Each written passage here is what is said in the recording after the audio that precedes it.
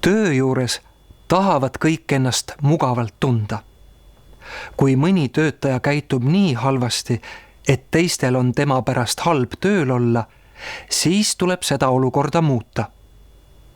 Vaatame, kuidas Helen enda eest välja astus. Helen töötab kontoris. Kahjuks häirib teda sageli tema töökaaslase Joosepi käitumine.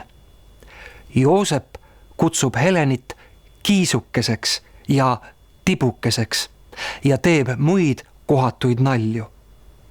Ükskord palub Joosep Helenil kohvi teha, kuid kohvi valmistamine ei kuulu Heleni töökohustuste hulka.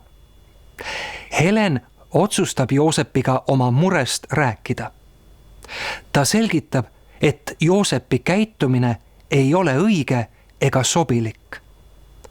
Joosep solvab oma käitumisega Helenit, nii et Helen ei tunne end mugavalt. Helen palub, et Joosep nii enam ei teeks. Tegelikult ei tahtnudki Joosep Helenit solvata. Joosep lihtsalt ei saanud ise aru, et tema käitumine häirib Helenit. Joosep mõistab nüüd, et tema varasem käitumine ei olnud sobilik. Igaühel peab olema õigus töötada nii, et keegi ei solva ega ahista teda.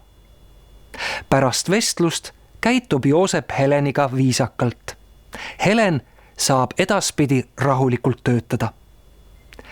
Häiriv ja sobimatu käitumine töökohal tekitab ebamugava olukorra. Seepärast ongi hea oma murest avalikult ja julgelt rääkida.